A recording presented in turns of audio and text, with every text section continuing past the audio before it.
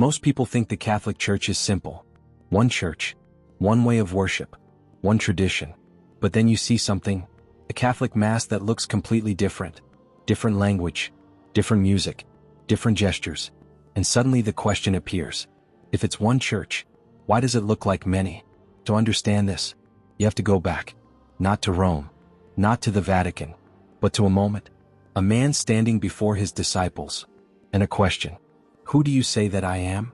Matthew 16 verse 15. Simon Peter answers, "You are the Christ." And in that moment, everything changes. Jesus responds, "You are Peter, and on this rock I will build my church." Matthew 16 verse 18. Not churches, not denominations, one church. And then he does something even more striking. I will give you the keys, authority, leadership, a foundation. And from that moment, the church begins, not in Rome, but in Jerusalem. After the resurrection, after Pentecost, the apostles begin to preach, and Peter stands at the center.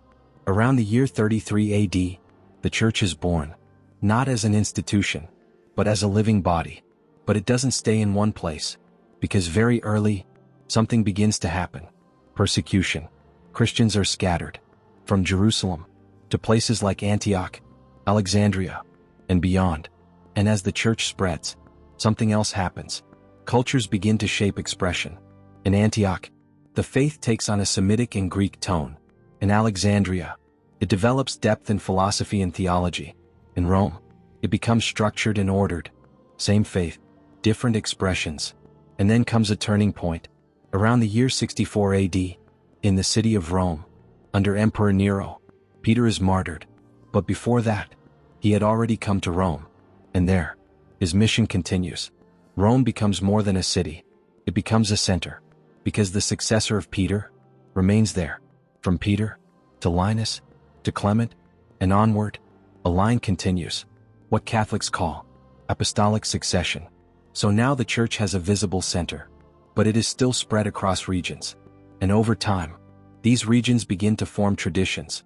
Not separate churches, but distinct ways of worship. By the early centuries, major centers emerge.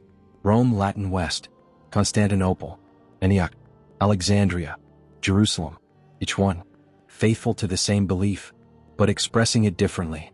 Different languages, Latin, Greek, Syriac, Coptic, different liturgical styles, different chants, different rhythms, but still, one church, until something breaks. In the year 1054, a division occurs, what we now call the Great Schism, between the Western Church, centered in Rome, and the Eastern Church, centered in Constantinople, led on one side by the Pope in Rome, and on the other by the Patriarch of Constantinople. A separation, not just political, but theological and cultural. And from that moment, East and West are no longer united in the same visible way. But here's what many people miss. Not all Eastern Christians left. Some remained, or later returned, into full communion with Rome. And they kept their traditions, their language, their liturgy, their identity. And this is where the story becomes clearer. Over time, these different traditions were recognized, not as divisions, but as rites, distinct ways of worship, within the same church.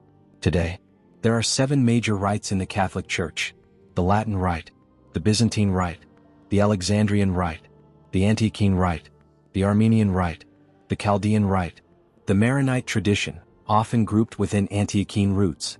7 expressions, one faith, not created all at once, not designed in a meeting, but formed over centuries, through history, culture, and mission. And here is the deeper truth. Unity was never meant to look like uniformity. The church did not spread by copying one culture. It spread by entering many, and instead of erasing differences, transformed them. So what you see today is not confusion. It is history, alive. It is the same faith, spoken in different languages, the same mystery, expressed in different forms, the same church, breathing through different traditions. So the question is no longer, why 7 rites? The real question is, how can one church remain united without looking the same? And maybe that changes how you see unity, not as sameness, but as harmony, different voices, one truth. And that raises a deeper question for you.